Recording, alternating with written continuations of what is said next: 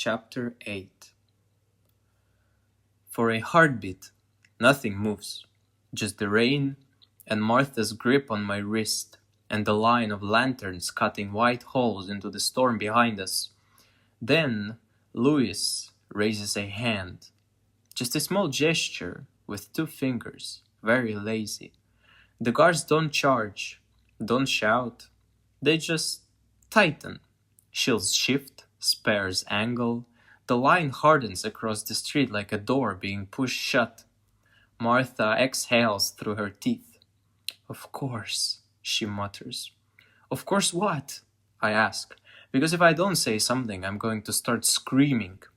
Of course he would not block only one side. Her eyes flick to the city wall ahead, then to the narrow alleys branching off the street. We go. She doesn't wait for my agreement. She drags me sideways into the nearest alley. The world shrinks back down to stone, water, and breathing. The alley is so narrow our shoulders brush the walls.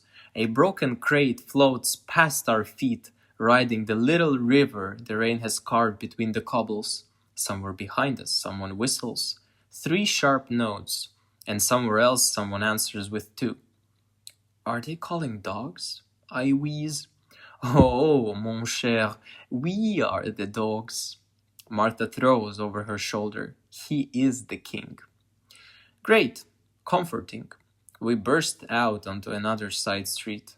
This one is full of washing lines, long ropes sagging under the weight of soaked shirts and skirts, and shits that slap at our faces as we push through. My boot skids on a stray cabbage leaf. Martha strains me upright again without even looking. I don't know if she's seeing the streets or just feeling them. Who is he? I manage between gasps. Louis. The head of the Royal Guard, she says.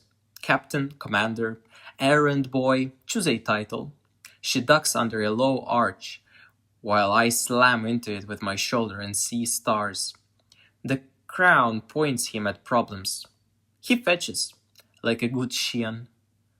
Sounds like you really respect him, I mutter. Oh, I respect his efficiency, she says, not his brain and not his face.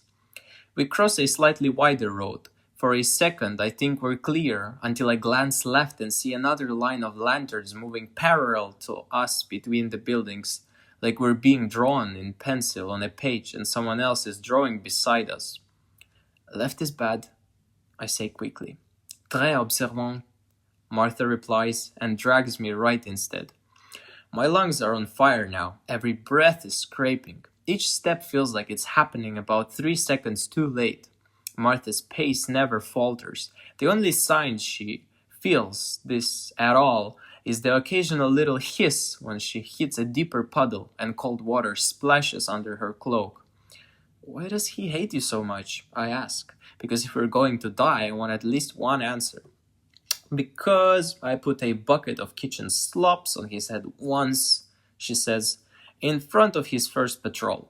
Seriously? And then I did it again the next week. She adds, that is important. Humans can forgive an accident, but they choke on patterns. Despite myself, I bark out a short, painful laugh that turns into a cough. What did he do? Swore to drag me through the streets by my hair, she says lightly. He is very poetic when he is furious. So this is revenge? This is his job, she says. The revenge is just the frosting. We duck into another alley. This one stinks like fish and something sour. A stray dog flashes past us in the other direction with its ears flat, tail between its legs, probably smarter than we are. The storm seems louder here, bouncing off the closed walls. On one wall, half hidden under grime and posters for ale and traveling performance, is a crude drawing. A girl's face with exaggerated eyes and fangs, red paint splashed over where her eyes would be. Underneath, in hurried, with all caps letters, Red Eye Witch, 10 silvers reward, ask for Louis. It's not a good likeness. It still feels like looking in a mirror over Martha's shoulder. She doesn't slow, but her jaw clenches when she sees it. One of her hands twitches, and the red in her eyes flares a little brighter. So he's been busy, I say weakly. Oui, she says. He has been dreaming of this hunt for years. I'm flattered, I must say. Lightning flashes again, close enough that the hairs on my arms lift. In that brief slice of white I see some movement up on the roofs, dark figures keeping pace with their cloaks flapping. On the roofs too, I pant. Great. Of course, Martha says. He herds, remember? Herds what? Me, she says simply. And now, unfortunately, you. We turn and turn again. The streets stop making sense. I know we've doubled back at least once, but I couldn't draw a map if my life depended on it, which it sort of does. Every time I think we have found a thinner path, a back way, Martha changes direction just before we reach it. He's closing the smaller alleys, she mutters once, half to herself. Clever boy. You can tell? Look. She jerks her chin towards the end of a cross street. There, in the flicker of yet another lightning strike, I see two guards plant something on the ground.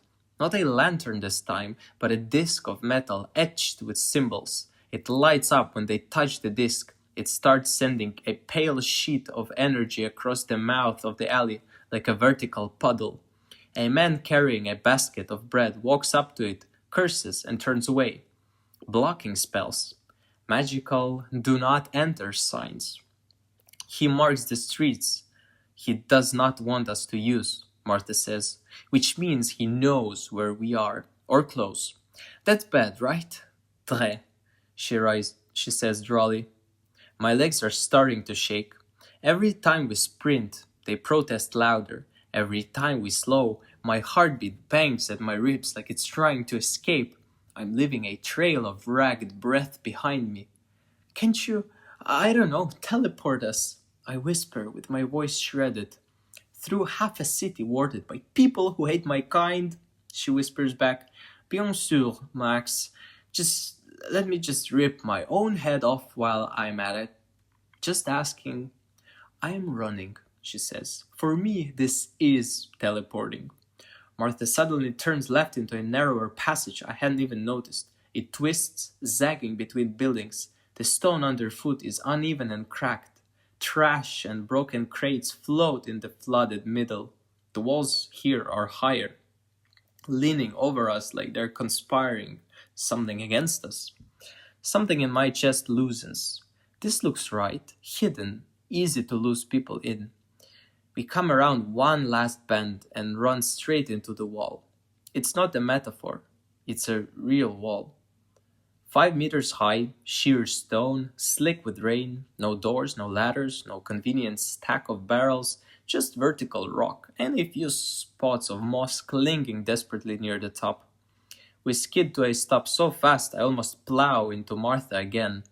The water splashes against the base of the wall and rushes back around our boots, like it's laughing at us. Oh, come on, I gasp. Martha doesn't answer. She's staring at the wall like she's trying to will it to stand up and leave. Red light is flickering faintly around her fingers. For a second I think she's going to blast straight through the stone. Then the light dies. She lets out a slow breath. Can you... I start. No. The word is flat. Not fast enough, not clean enough, not with you. I swallow. My throat is so dry it hurts. Can you jump it? She tilts her head, calculating. Maybe, she says quietly. Without you, definitely. There's no accusation in it. Somehow that makes it worse. The rain is drumming on the stone above us. It runs down in small rivers, turning the wall into a slick, shining barrier. Somewhere above, thunder grumbles like a late answer. Behind us, the city shifts. The storm hasn't changed, but the pattern of sounds has. The distant clatter resolves into a rhythm, boots on the stone again, but not running now, walking, coming closer. Martha goes very still. Her hand on my wrist tightens. That's it, isn't it? I say, with my voice sounding very small. The herding. We, she says. He has been drawing circles. We have been running into the center like good little deer. Can we climb? You can't, she says. Your fingers will slip, you will fall. They will take you off the ground like a fish. And you? She shrugs one shoulder. Her eyes are still on the empty street behind us. I would get to the top, maybe.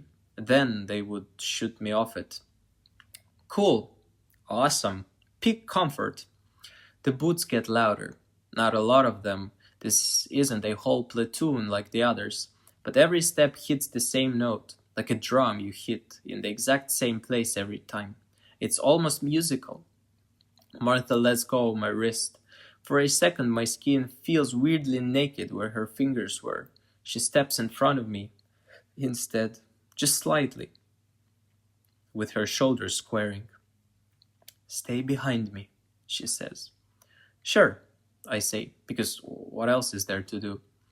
The lanterns appear first, floating into view at the mouth of the alley, like a line of captured stars. The light they cast turns the rain into silver needles. Then shapes behind them, shields, helmets, the glint of wet metal, a line of knights with their armor bright and unnaturally dry, filling the width of the alley without even trying. They stop a few meters away. The glow from their lanterns hits the wall behind us and bounces back, trapping us in a little bubble of too clear light. There's nowhere for shadows to hide. The man at the front takes one more step forward. He pushes back his hood, and I see his face properly for the first time. He's not old, maybe late 20s, early 30s. Dark hair, cut cleanly, sharp cheekbones, neat jaw, the kind of nose that would look good carved on a coin. His eyes are a strange color in this light, gray, maybe, or very pale blue. They don't look angry. They look like he's cataloging us, piece by piece, and filing it away somewhere useful. Rain is drumming on his armor, and is just sliding off, like it doesn't want to risk touching him. He smiles. It's a small, polite curve of the mouth. Martha Felicia, he says. His voice is smooth, carrying easily over the rain without needing to shout. You do pick the most charming corners to meet in. Every muscle in Martha's body is tense. I can feel the air around her vibrate, like her magic is one bad word away from exploding. Bonsoir, Louise, she says. Her voice is sugar with broken glass in it. Lost again? His smile widens by a fraction. His eyes flick once to me, then back to her. No, he says. I think this time I have found exactly what I was looking for.